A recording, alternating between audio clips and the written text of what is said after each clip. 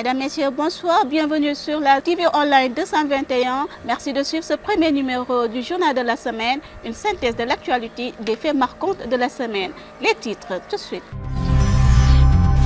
Le nombre de réserves naturelles s'enrichit dans notre site au Sénégal. L'affaire Mariama Sagnon, la justice a appréhendé l'un des assassins de la dame. Page politique internationale, le retour de Karim Wade éminent au Sénégal. Donald Trump fait une sortie qui déchire la toile. Je vous le disais en titre, la zone du Technopole vient d'être classée de zone de biodiversité par le ministre de l'Environnement. Cette déclaration est une grande fierté, une grande joie pour les activistes écologistes qui ont longtemps lutté pour la mise en valeur et la préservation de cette zone. En effet, cette zone a longtemps été saccagée par les prédateurs fonciers. Cette déclaration met fin désormais à ces pratiques illégales. Le ministère de l'Environnement et du Développement durable, dans le cadre de la politique de sauvegarde de la Grande Niaï de Pikine-Guédiawaye, abritant le Technopole, informe de la décision du gouvernement de classer cette surface en zone humide protégée. Selon une note rendue publique du dit ministère, un tel acte signifie l'inscription formelle de cette zone sur la liste des sites protégés par la Convention internationale de Ramsar de 1971. Aussi, les dépendances de la contenue dans une réserve naturelle communale de biodiversité en rapport avec les collectivités territoriales limitrophes. La décision de classement au niveau de protection le plus élevé, selon la même source, traduit l'engagement des pouvoirs publics à assurer la préservation de l'environnement des Sénégalais en application de l'article 25.2 de la Constitution, introduit par la révision de 2016. La note de finir pour rappeler que cette zone comprenant des dépressions ou convergents des eaux provenant de la nappe phréatique et des eaux pluviales accomplit les fonctions écologiques et socio-économiques que seront le maintien de la biodiversité en servant d'habitants à des espèces floristiques et faunistiques menacées. Lieu de reproduction et étape migratoire pour 223 espèces d'oiseaux. L'affaire Mariama Sagnon a une tournure positive. En effet, la jeune femme responsable du parti PASTEF a été agressée et assassinée chez elle. L'un de ses assassins a été appréhendé et entendu par la justice.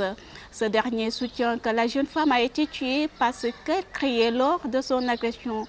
Nous soutenons et nous souhaitons que cette affaire ne reste pas impunie. Nous souhaitons vivement que la justice prenne les prédispositions nécessaires pour appréhender l'autre assassin qui est toujours dans la nature. Priez le bon Dieu qui l'accueille dans son paradis.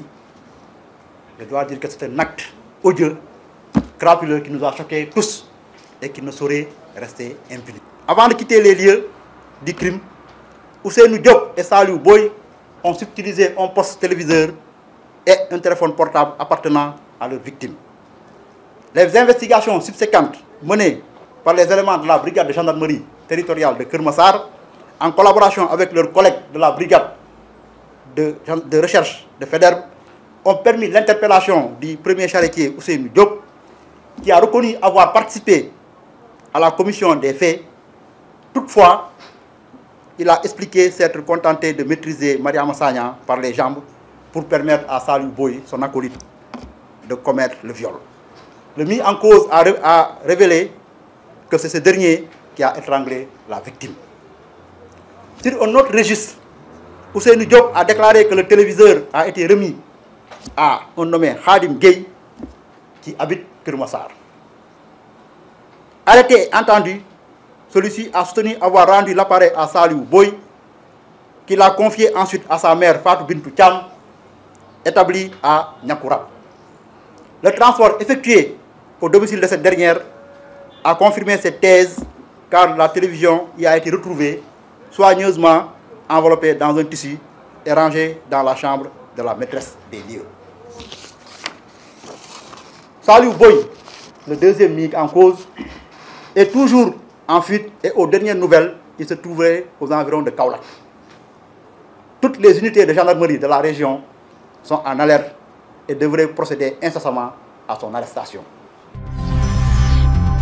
Parlons politique maintenant avec la venue de Karim Wade, le fils du président Wade. Bon nombre de Sénégalais pensent que la venue de ce dernier au Sénégal va changer le paysage politique du Sénégal. Vous aurez un commentaire de Seydina Boubacar Sow. Dans les prochains jours, il nous dira quand il viendra et nous lui dirons comment nous l'accueillerons, a déclaré Omar Sarr pour annoncer le retour de Karim Wade pour participer aux actions de ses partisans pour la porter à la tête du Sénégal dès 2019. Le coordinateur national du PDS qui faisait face aux libéraux à l'occasion du lancement de la collecte de parrainage à la permanence Omar Lamine Badji en a profité pour retirer leur détermination à maintenir Karim Wade comme l'unique candidat de leur parti. En page politique internationale, nous avons cette question, cette sortie qui fâche. Il s'agit de la sortie de Donald Trump. En effet, c'est une série d'interrogations critico-positives, loin de son ton habituel narcissique. En suspens, le président américain se demande si l'Afrique est assise sur des mines d'or, sur des mines de diamants, du pétrole, des mines de magnésium, entre autres. Alors pourquoi des Africains meurent de faim? Sont-ils des humains, se disent-ils? Notons que cette interrogation vise naturellement les dirigeants africains. Pays de merde, la lettre de diplomate africain à Donald Trump. Les récents propos de Donald Trump sur Haïti et les pays africains qualifiés de pays de merde continuent de faire polémique en Afrique. Cette fois ce sont 48 anciens ambassadeurs de pays africains aux États-Unis qui diffusent une pétition en forme de lettre ouverte au président américain pour dire leur profonde inquiétude suite à ces propos de Donald Trump. Avec notre correspondant à San Francisco, Eric de Salve. Du Sénégal à l'Algérie en passant par le Nigeria, l'Éthiopie et l'Afrique du Sud, ils sont en tout 48 et représentent la quasi-totalité des pays du continent. Tous anciens ambassadeurs africains aux États-Unis, ils co-signent une lettre de protestation adressée à Donald Trump après ses propos lors d'une réunion sur l'immigration qualifiant les pays d'Afrique et Haïti de pays de merde. Cher M.